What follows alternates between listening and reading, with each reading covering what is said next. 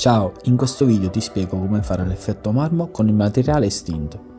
Segui tutto il video per non perderti nessun passaggio.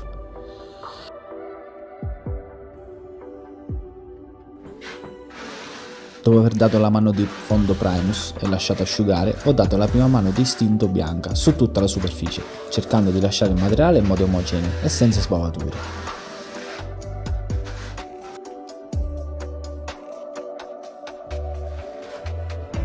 Una volta asciutto, ho dato la seconda mano di istinto bianca, con l'aggiunta di colorante a gocce direttamente sulla spatola, dando un senso obliquo per tutte le spatolate, alternando quelle con l'aggiunta di colorante a quella solo con istinto bianco.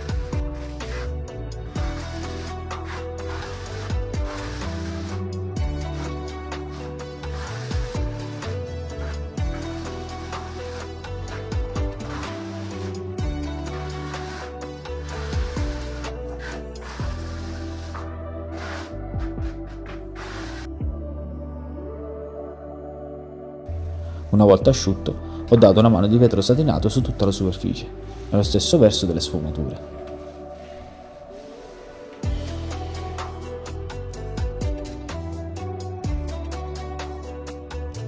Asciutto il vetro, ho preparato un bicchiere di colorante puro e ho aggiunto il vetro satinato e acqua.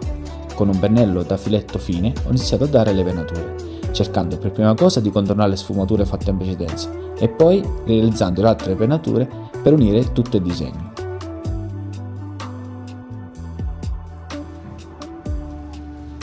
Finite le venature e soddisfatto, ho dato un'altra mano di vetro satinato puro su tutta la superficie.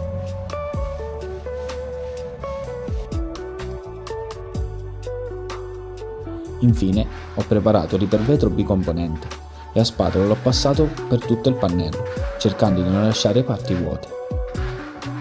Se questo video ti è stato utile, metti un bel like e iscriviti al mio canale per non perderti i prossimi video.